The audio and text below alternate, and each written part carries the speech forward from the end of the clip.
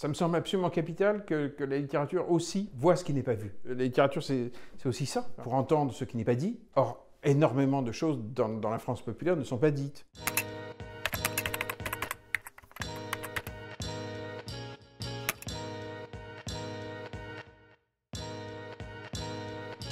Française, c'est l'histoire d'une femme de nos milieux populaires, celles qu'on ne voit jamais à la télé, celles qu'on n'entend pas à la radio, celles qui sont invisibles. Et elle m'intéresse énormément parce que ça raconte le pays invisible, le pays qu'on ne voit pas, qu'on n'entend pas.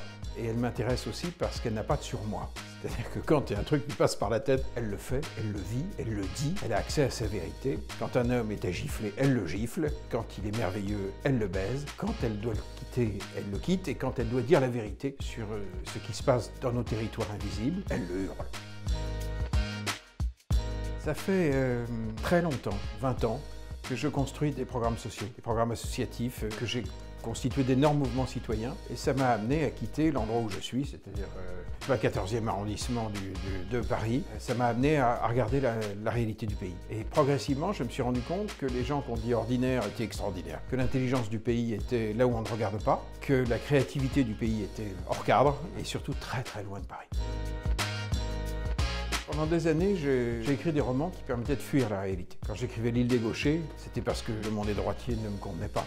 Lorsque j'écrivais le roman des jardins, je me refaisais une famille presque imaginaire. Au fond, j'ai fini par me rendre compte que dans la vie, le gisement de romanesque, c'était la vie elle-même, et non pas la fuite devant la vie. Donc je pars dans une direction complètement opposée. J'ai essayé d'incorporer dans une langue classique, puisque l'héroïne parle, elle est prof de français, toute une langue populaire, truculente, vivante. Je suis fou de San Antonio, je suis fou du feu de Barbus, je suis fou de tous ces moments comme ça où l'on a incorporé dans la langue écrite le génie verbal français. Quand j'étais petit, il y avait un cinéma populaire. Il y avait des gens comme Lino Ventura qui savaient rentrer dans un café à Nevers parce qu'il était catcheur. Il sortait pas du cours Florent. Il n'était pas propre sur lui, Gabin non plus, etc. Un ivrogne.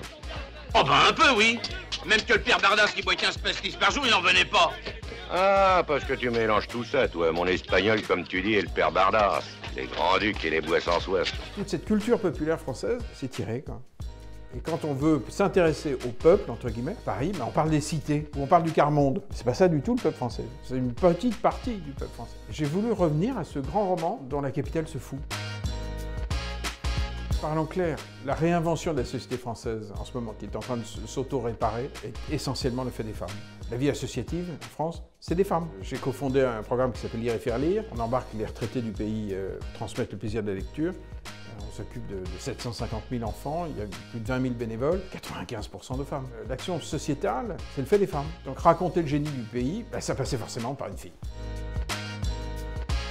Alors, Française, c'est tome 1, là, ça raconte cette révolte. Le tome 2, il sera beaucoup plus positif, parce qu'en fait, le pays n'attend pas. Il n'attend pas des gouvernants. Quand les gens sont dos au mur, ils ne peuvent pas attendre des lendemains qui chantent. Donc ils fabriquent dans leur commune, dans leur quartier, ils se démerdent, et ils sont quand même incroyablement créatifs, quoi, parce qu'ils n'ont pas le choix.